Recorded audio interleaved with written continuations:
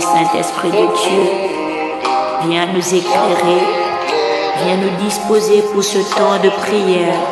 Oui, frères et sœurs, nous sommes rassemblés ce soir au nom du Père et du Fils et du Saint-Esprit. Amen. Oui, frères et sœurs, dans le Christ, nous sommes ce soir rassemblés pour parler de Dieu, pour parler au nom de Dieu et pour parler à Dieu. Nous ne sommes pas là ce soir pour parler d'un homme, mais nous sommes là ce soir pour parler de celui qui a créé l'univers, celui qui a créé le ciel et la terre, celui qui a donné son Fils unique afin que quiconque croit en lui ne périsse point, mais qu'il ait la vie éternelle. C'est de lui dont il s'agit ce soir. C'est de lui uniquement dont nous allons parler ce soir dans les Saintes Écritures. Parce qu'à lui seul, la gloire, lui seul mérite la gloire, l'adoration, l'élévation. Nous disons simplement merci à Dieu qui a encore permis ce temps de prière. Nous lui disons merci. Merci de venir nous disposer, Seigneur, à travers l'Esprit Saint que tu nous as promis. Que ton Esprit Saint nous dispose, qu'il nous éclaire, qu'il nous transforme.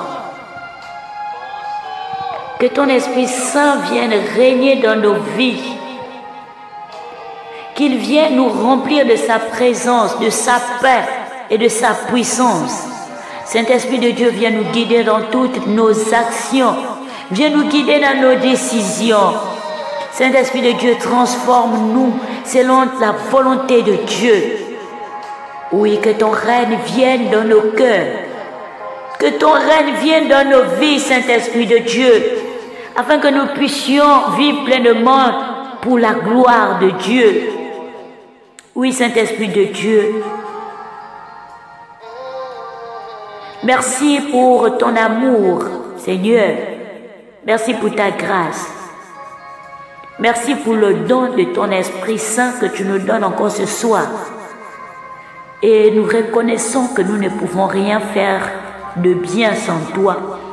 C'est pourquoi ce soir, Seigneur, nous avons plus besoin de ta présence et de ta puissance dans nos vies. Comme tu nous disais hier, vaut mieux mettre notre confiance en toi plutôt qu'en un homme. Alors viens régner sur nous. Viens remplir chaque partie de notre être. Viens remplir notre esprit, nos esprits. Viens remplir nos âmes. Viens remplir nos corps. Viens effacer, Seigneur, tout ce qui ne vient pas de toi. Purifie nos cœurs de tout ce qui est mauvais. Et remplace-le par ton amour, ta paix, ta joie, Seigneur.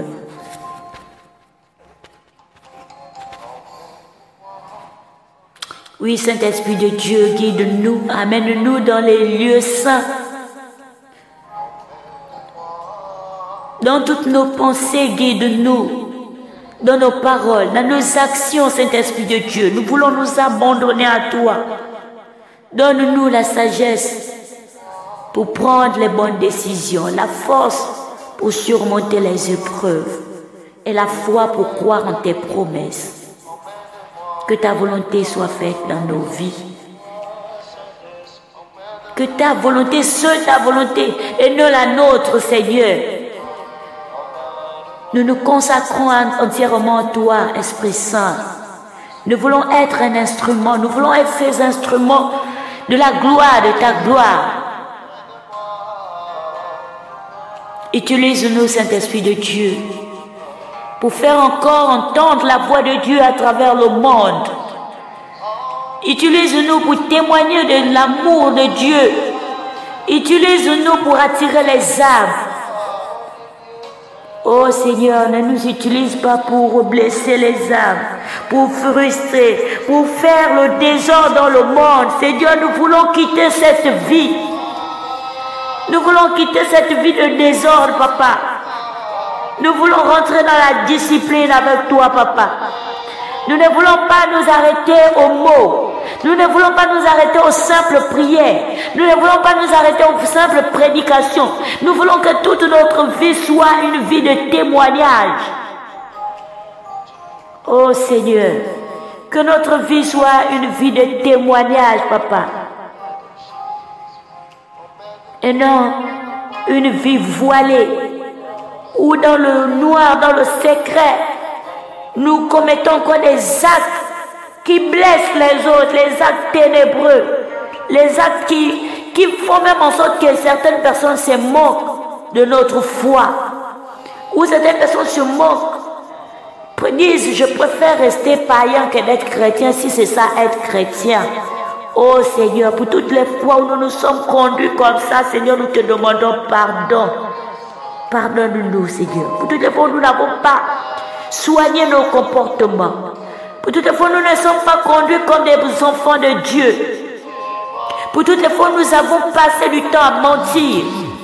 Pour toutes les fois où nous avons consciemment posé des actes que nous savons au-dedans de nous que forcément, ces actes ne sont pas bons.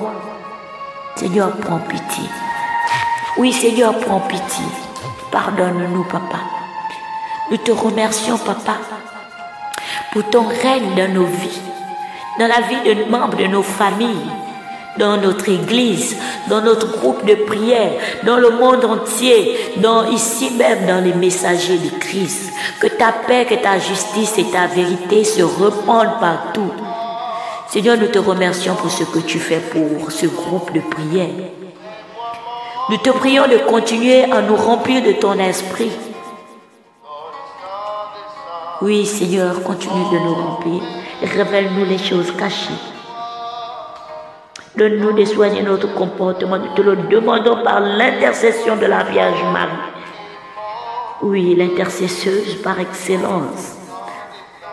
Merci, Maman Marie, de nous porter en prière, de nous confier à ton Fils Jésus, afin qu'il fasse quelque chose pour nous. Qu'il fasse quelque chose pour nous, maman. De la même manière que tu t'es soucié de ce couple qui organisait leur mariage. Et que lorsque tu t'es rendu compte qu'il n'y avait plus de boisson, tu t'es levé, maman. Tu n'es pas resté simple invité. Tu t'es levé pour intercéder pour ce couple. Tu n'as pas dit que ce n'est pas ton affaire. Tu n'as pas dit que ce ne sont pas mes parents. Tu n'as pas dit que ce n'est pas ton mariage.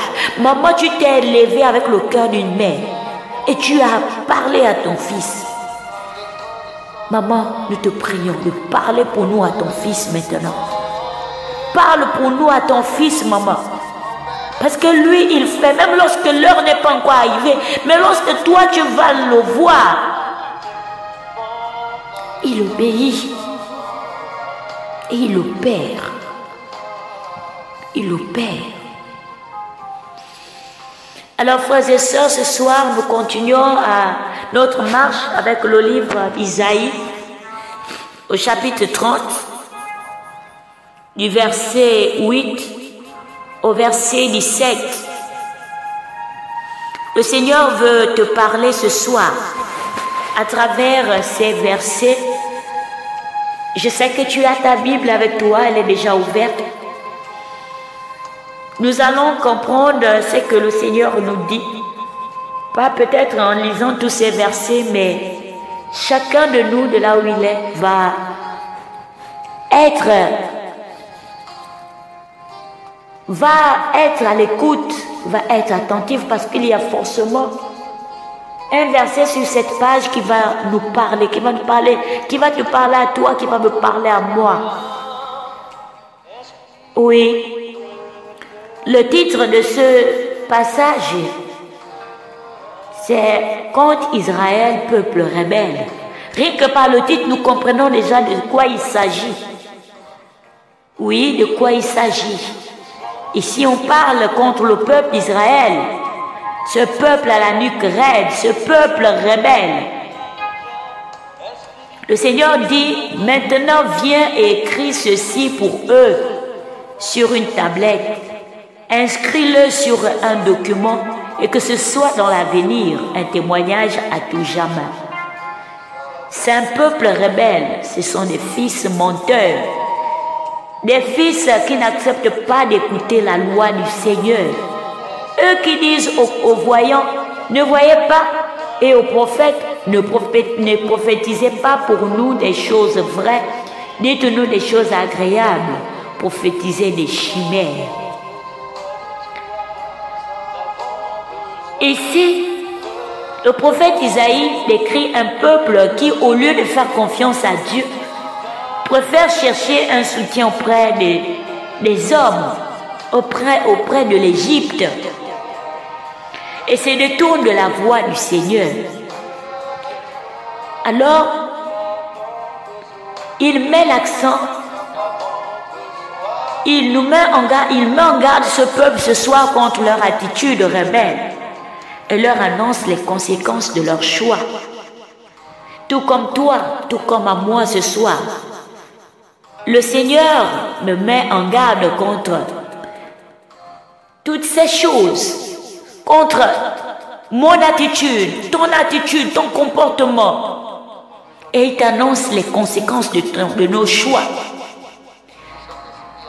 Dieu demande à Esaïe, comme nous venons de l'entendre, d'écrire des paroles afin qu'elles servent de témoignage pour l'avenir. Inscris-le sur un document et que ce soit dans l'avenir un témoignage à tout jamais. C'est ce que le Seigneur nous dit au verset 8. Et au verset 9, il dit bien que c'est un peuple rebelle. Le Seigneur décrit le peuple d'Israël comme un peuple rebelle, un peuple menteur, qui refuse d'écouter la parole de Dieu.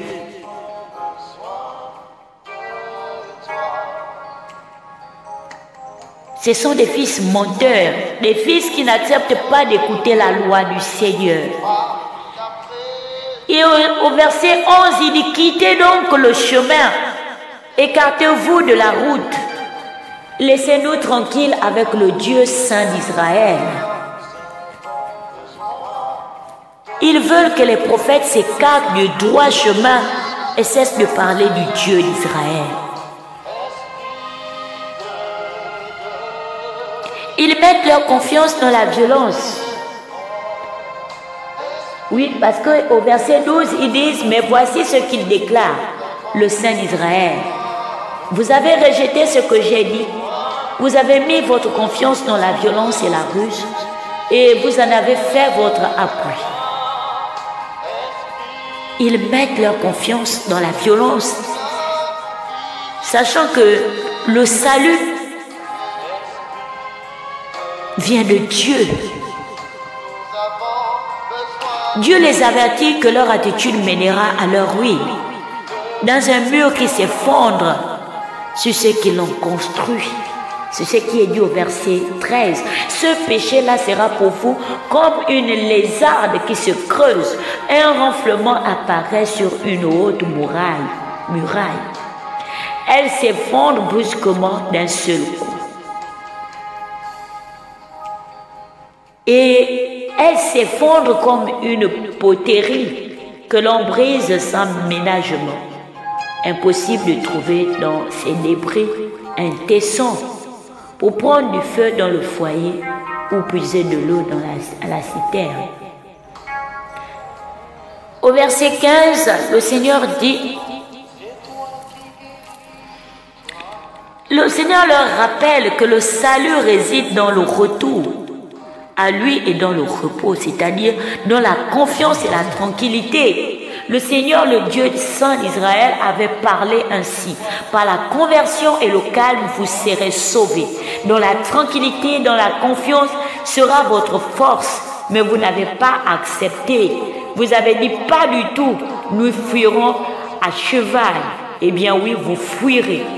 Vous avez dit encore, nos chars sont rapides.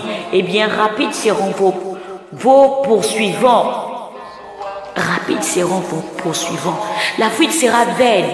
Ils seront comme une perche au sommet d'une montagne, un étendard sur une colline, c'est-à-dire isolé et sans défense. La fuite sera vaine, bien-aimés. Vous serez un millier sous la menace d'un seul. Et sous la menace des 5, vous en prendrez la fuite. Lorsqu'on refuse d'écouter la voix de Dieu, on préfère fuir. On préfère fuir notre péché. On sait qu'on a péché, on ne peut pas s'asseoir pour vraiment faire une introspection, de regretter ce péché, dire à Dieu, pardon, j'ai trop péché, pardonne-moi. On préfère fuir, on préfère nous fâcher, on se fâche même contre ceux-là qui nous évangélisent pour dire ce comportement n'est pas bon, ce comportement n'est pas digne d'un enfant de Dieu. On raisonne. Plutôt que de regretter son péché, on préfère raisonner, on préfère vraiment prendre la fuite. Parfois on se met en colère contre la soeur qui t'évangélise, contre la soeur qui te conscientise, contre le frère. On s'efface parce qu'on s'est dit que ce que nous faisons, le Seigneur ne voit pas. Le Seigneur est dans le secret, ce que tu fais, il voit. Alors au lieu de fuir, mon frère, ma soeur, rentre au-dedans de toi. Parce que Dieu t'avertit ce soir que ceux qui vont te poursuivre seront plus rapides que ceux sur quoi tu comptes. C'est pourquoi le frère hier, il témoignait sur ça. Il donnait un témoignage. Mieux vaut s'appuyer sur Dieu parce que c'est dans lui que nous puisons notre force. Si tu comptes sur ta propre force, tu n'iras pas loin. Voilà pourquoi même l'ennemi s'exclame en disant que donc toi tu puises ta force en Dieu.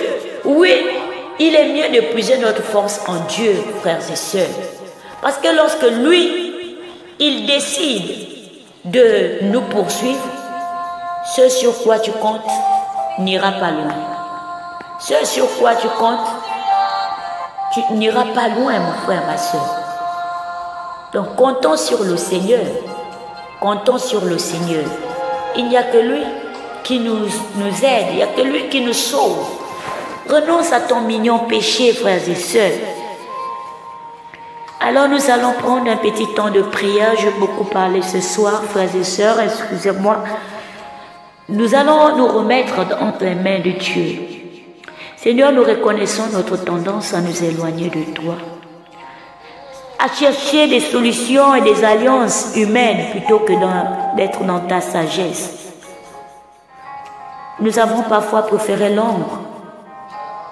Nous avons parfois préféré la facilité. Les désirs de ce monde nous ont engloutis. Et nous nous sommes éloignés de toi. Seigneur, pardonne-nous. Pardonne-nous pour notre rébellion et notre manque de confiance.